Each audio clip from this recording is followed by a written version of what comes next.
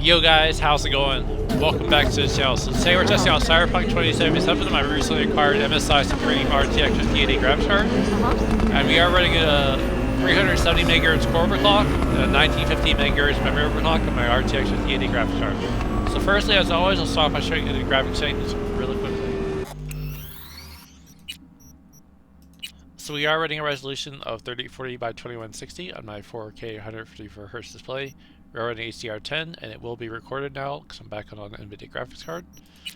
We're running DLSS Super Resolution set to quality mode, and we are running the Transformer model preset, which is a higher quality DLSS preset. And DLSS frame generation is currently on. We're set to 2x. We will try higher numbers a little bit later.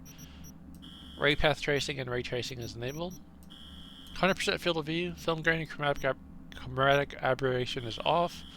And all the advanced graphics settings are all ultra high preset with everything fully maxed out here. It's like a screen space reflections. So yeah, we're back on an Nvidia graphics card. I'm definitely excited to benchmark more titles and just enjoy Cyberpunk 2077 the way it was meant to be played. Now don't get me wrong, that RX 9070 XT graphics card was an excellent mid-range card, and for the money it was a great mid-range card. But for me, I just prefer Nvidia graphics cards. What can I say? I just like that I can record without taking too much performance hit in terms of recording gameplay, and the fact that it does record HDR with the gaming recording footage. And I'm not sure why the MSI Afterburner overlay is showing that weird frame timing graph and that unusually low frame time, but maybe I have to update my statistics server, not sure, but for some reason it's showing that, and I'm not sure really how to fix that. So if you are also on the 50 series graphics card and you have that issue, let me know, because I can't seem to figure out what's going on, so just thought I'd mention that. So we'll test out 4K with 1440p render resolution, which is DLSS quality mode, and we'll also test out 1440p native resolution. And then we'll experiment with some of the DLSS options like frame gen 3x and more later in the video. But yeah, as I said, I was gonna get the 5080, and then I guess the next step up will be to get the 5090. So definitely looking forward to doing that soon enough. But it seems like DLSS quality mode, we're averaging around 73 FPS with a 31 FPS low. 1% low, I should say, and 81 FPS max. Okay, so now let's go ahead and let's make some adjustments here. Let's go to 1440p. Go ahead and apply that, and let's turn off DLSS Super. Actually, we'll set DLSS Super Resolution to DLA, which is native 4K. And then let's try without frame generation just to see if I could handle 1440p. Oh, I have to restart the game. Damn, that sucks.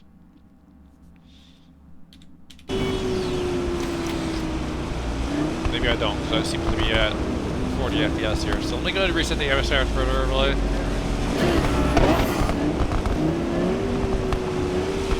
So yeah, I'm going to say that's without frame generation. At least the frame timing graph looks normal now. So I guess when you have frame generation on, it's showing that weird frame timing graph response time. So 1440p native seems to be averaging around 42 FPS here, with a max of around 52 FPS.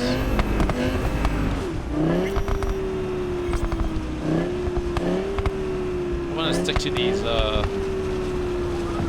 highly reflective roads, so I'll stay on this path here to kind of maintain the nice ray tracing effects here. But yeah, I will say, it just looks so much better on Nvidia graphics card. Don't get me wrong, the FSR4 with this game on the 9070 XT did look really, really good, but I just prefer Nvidia DLSS, what can I say? So, it's just kind of a fanboy, unfortunately, which I hate to admit it, but yeah, it just seems like I just enjoy running Nvidia graphics cards a little bit more. Okay, so that shows 1440p native. Now let's go back and let's enable frame generation. And what else do I need to do? Let's put set that to quality mode. And then let's try 3x and let's just see what kind of frames per second we get with 3x frame gen.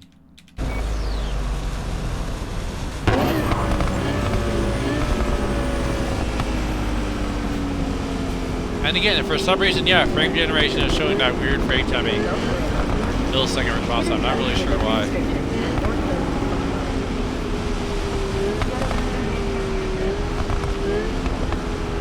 So let me reset the afterburner one more time here. So an average of 104 or 103, and a max of 110. 3x frame gen, and it's silky smooth. It's amazing how smooth it is. And in terms of visual quality, it still looks just as good as it should be. So very cool. Okay, and then let's try 4x. This is gonna be crazy. Here's the afterburner overlay here. And that puts us at 130 FPS, wow. 135 max. It's pretty impressive.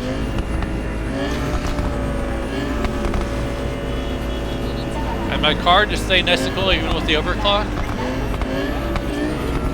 Only 41% band speed. Pulling about 347 watts. Not too bad.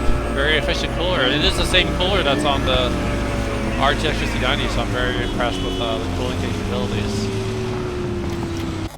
Okay, so now let's load a game save from Dogtown, and we'll see how Dogtown run, which is a little bit more heavier scene to render, and we'll try a few different settings of DLSS.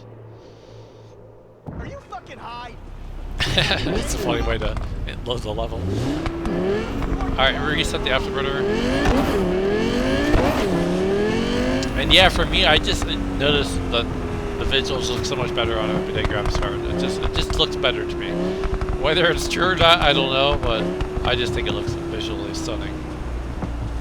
But like I said, FSR4 is an excellent upscaling technique on AMD, and it was a pretty impressive look, no doubt, either way.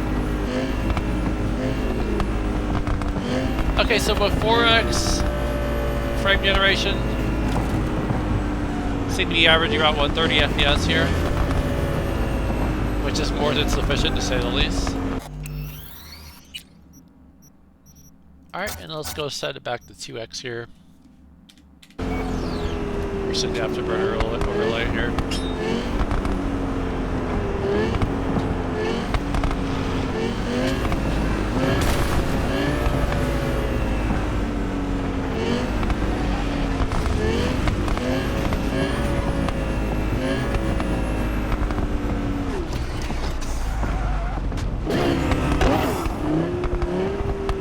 Yeah, Cyberpunk is just such a beautiful world to explore. There's just so much eye candy and so much amazing ray trace visuals and reflections. It's just something else, you know? Okay, so up 2x frame gen, we should be averaging around 64 FPS. And then let's go back to 1440p native here, so 2560 by 1440p. And let's see, let's set DLA, so native 1440p, and let's turn off frame gen.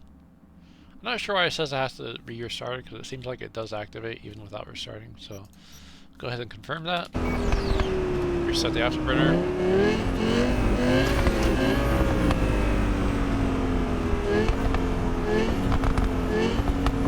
See, for some reason, whenever I have frame gen on, it does show a correct frame timing graph, so I'm not really sure what the issue is with that, but hopefully I can get that worked around soon enough.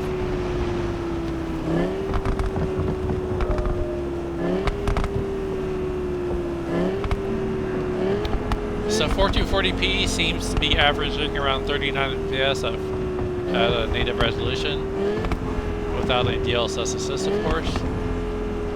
And it just shows you that Dogtown is a much heavier scene to render. Hey, watch it. And I would just assume that you would probably need to run at least DLSS quality mode to maintain a better FPS here. Oops, didn't mean to do that. Alright, so now let's go back to 4K native, or sorry, 4K native. I don't think it's a good idea to run 4K native on Cyberpunk. I don't think it's going to be happy with that. I could try just for the hell of it. I mean, why not? So let's see, DLA, yeah, so let's just see, just out of curiosity. Okay, so that's a bad idea. I already knew that was going to be a bad idea. Alright, so let's set this back to quality mode. Frame generation back to 2x. Reset the afterburner mode. And yeah, again, I have that weird frame timing millisecond response time. So if anybody knows how to fix that issue, let me know. I did try updating my re-return statistics server. For some reason it keeps telling me I have to reboot, and I would try rebooting and installing the newer version. For some reason it's just not seeming to pass that point, so I don't know if it's because I'm running a later or an earlier version of Reboot's tuner statistics server or what, but I just can't seem to figure out that issue.